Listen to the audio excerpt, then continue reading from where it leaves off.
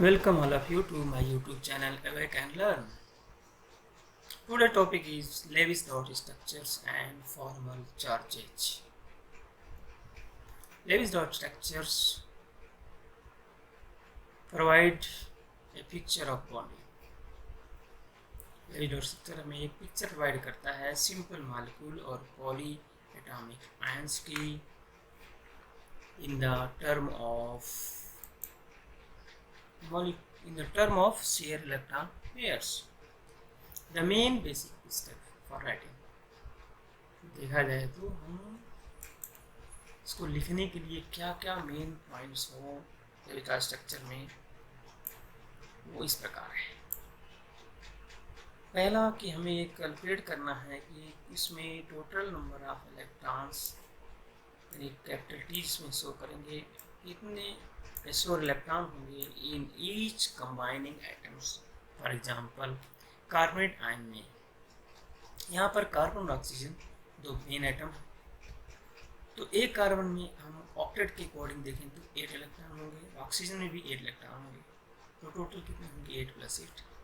लेकिन अगर हम कार्बोनेट आयन की बात करें तो क्योंकि कार्बोनेट आयन में एक कार्बन और 3 ऑक्सीजन के एटम है, तो टोटल इलेक्ट्रॉन यहाँ हो जाएंगे 32 इलेक्ट्रॉन।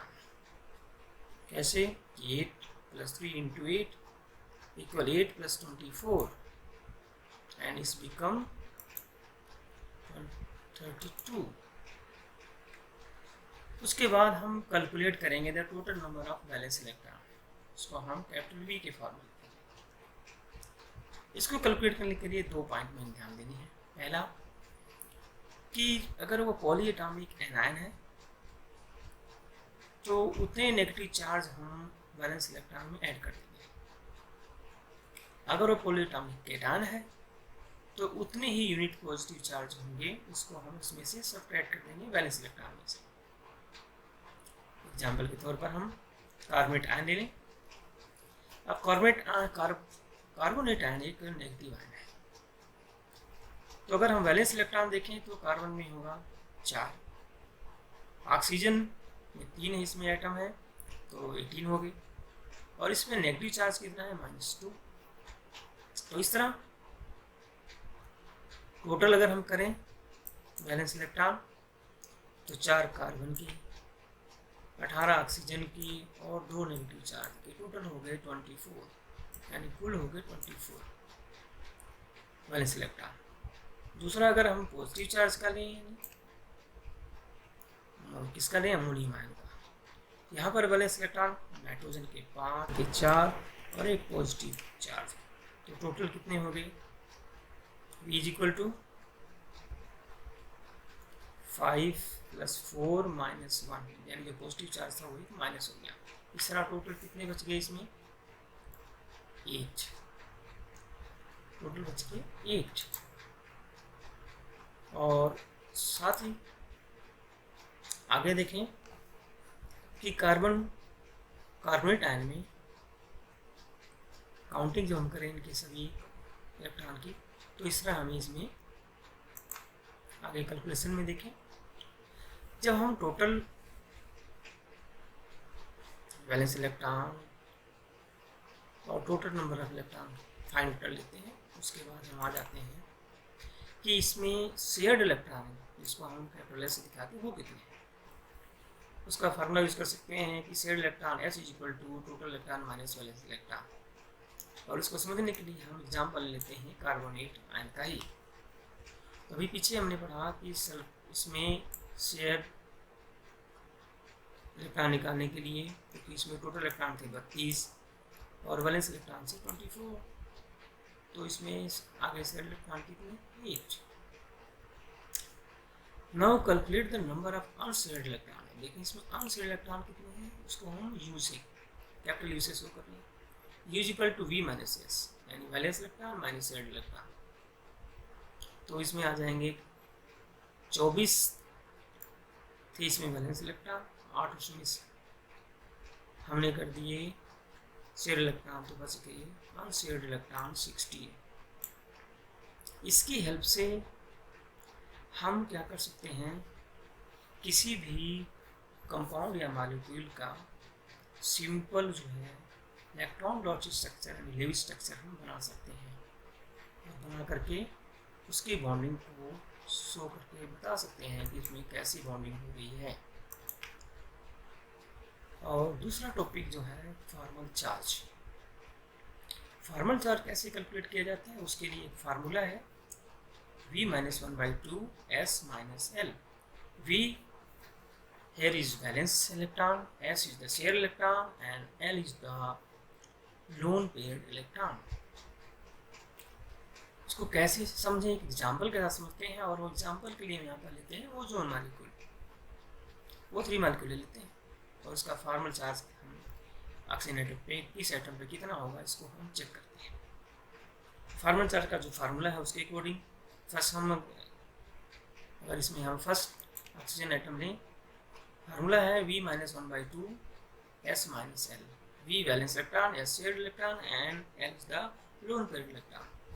तो फर्स्ट आइटम पे आएगा क्योंकि इसमें वैलेंस इलेक्ट्रॉन 6 होते हैं ऑक्सीजन में, सभी में 6 और 6, तो पहला ले रहे हैं इसमें, तो 6 - 1/2 × 6। 6 यहाँ पर क्या है, शेयर्ड इलेक्ट्रॉन है, 6 शेयर्ड इलेक्ट्रॉन है। अब इसको जैसे हम माने इस अकॉर्डिंग से थर्ड, तो पहले पे हो गया +1 चार्ज। सेकंड पे आते हैं तो 6 हो गया वैलेंस इलेक्ट्रॉन और 4 हो गए शेयर्ड इलेक्ट्रॉन दिस, और 4 ही इसमें 2 और 2 ये 4 अनशेयर्ड इलेक्ट्रॉन हो गए। इस तरह इस पे जो है सेकंड पे जो चार्ज आया वो क्या है, 0। अब नेक्स्ट पे आते हैं थर्ड पे, यहाँ पर फॉर्मल चार्ज कैलकुलेट करें तो वैलेंस इलेक्ट्रॉन 6 और शेयर्ड इलेक्ट्रॉन हुए कितने, 2, और अनशेयर्ड कितने हो गए, 2, 4, 2, 6। इस तरह जो है इस पे कैलकुलेशन करने पर आकर के हमें चार्ज मिला -1। इस तरह हम ये कह सकते हैं कि पहले पर +1, दूसरे पे 0 और तीसरे पर -1 इलेक्ट्रॉन। तो ये दोनों चार्जेस -1 चार्ज होगा ये और ये +1 करके, इसलिए ओजोन मॉलिक्यूल पर, इस ओजोन मॉलिक्यूल पर कोई भी चार्ज नहीं होता। Yes, come to the next.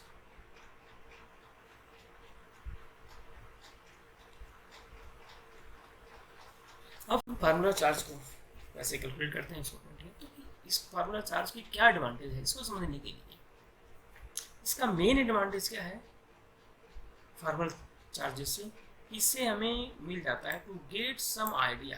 क्या मिलता है इनसे, हमें एक आइडिया मिल जाता है about the stability of the structure of the molecule out of the different possible Lewis structure of the compounds. कितने लेविस स्ट्रक्चर में वो पता लग जाता है।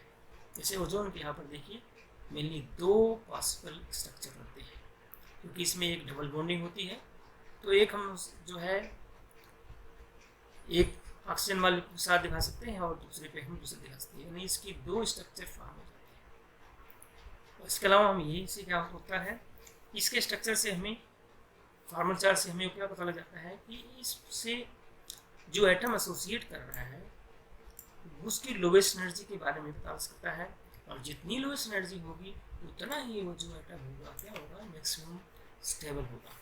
तो हमें फॉर्मल चार्ज से ये बेनिफिट्स मिलता है, ये एडवांटेज मिलती है, जिसकी वजह से हमें उसके स्ट्रक्चर के बारे में पढ़ना आसान हो जाता है। दूसरा जो था ऑक्टेट रूल, उसके बारे में कहें कि इसमें कुछ लिमिटेशंस आ रही हैं, वो लिमिटेशंस कौन से हैं, वो कैसे पता लगता है। पहली बात तो इसमें हम उन एलिमेंट के यानी मॉलिक्यूल को समझाना मुश्किल जाता है जो इलेक्ट्रॉन डिफिशिएंट हो। जैसे एग्जांपल के तौर पर अगर हम बेरिलियम का ले लें, Be, अब इसमें किसी से अगर मान ली रिएक्शन कर रहा है क्लोरीन से, तो क्लोरीन से रिएक्शन कर रहा है तो चलो इसने बना दिया मान लो BeCl3 बना दिया, तो इलेक्ट्रॉन देखिए बेरिलियम के पास कितने होंगे, 3 इसके इलेक्ट्रॉन होते हैं और क्लोरीन के 3 इलेक्ट्रॉन से ये शेयरिंग कर लेता है, तो इसके पास टोटल कितने हुए? सिर्फ 6 हुए, यानी इसका ऑक्टेट तो पूरा ही नहीं हुआ, लेकिन क्लोरीन का ज़्यादा हुआ। तो एक ये लिमिटेशन है उसकी। दूसरी जो है सुपर ऑक्टेट मॉलिक्यूल्स लाइक जैसे होते हैं। अब PCl5 में देखिए, अब फास्फोरस के 5 इलेक्ट्रॉन और 5 वो क्लोरीन से कंबाइन कर लिए, तो टोटल कितने हो गए इसके? 10, यानी इसके ऑक्टेट में 10 इलेक्ट्रॉन हो गए, और जबकि रूल कहता है कि 8 होने चाहिए, तो 8 से ज़्यादा है, ये इसको फॉलो नहीं कर रहा है। इसी तरह सल्फर में भी देखिए, इसमें 12 हो जाते हैं, और अगर हम आयोडीन फ्लोराइड की बात करें तो इसमें तो और ही ज़्यादा हो जाते हैं, 14 हो जाते हैं, तो ये पॉसिबल नहीं है इसके अकॉर्डिंग। नेक्स्ट जो ओड इलेक्ट्रॉन मॉलिक्यूल्स हैं, जैसे नाइट्रोजन और ऑक्सीजन की करें, नाइट्रोजन में 5 हैं, ऑक्सीजन में 6 हैं, तो इनसे भी हम बॉन्ड फॉर्मेशन की प्रॉब्लम होती है। इसी तरह हम जिनोन के जो मॉलिक्यूल उसमें भी देखिए कि एक जिनोन और फ्लोरीन के, तो जिनोन की तरफ तो 16 इलेक्ट्रॉन हो जाएंगे, जो कि ऑक्टेट से भी कहीं डबल हो जाएंगे, तो इस तरह ये ऑक्टेट रूल की लिमिटेशंस हो जाती हैं और वो कंप्लीट नहीं होता। और नेक्स्ट है, इससे हमें कमी क्या आई? Inability to predict the energy charges के बारे में भी जो है कई जगह जो है प्रॉब्लम आई। तो इस तरह कुछ इसकी जो लिमिटेशन ऑक्टेट रूल की है। तो thank you for watching this video.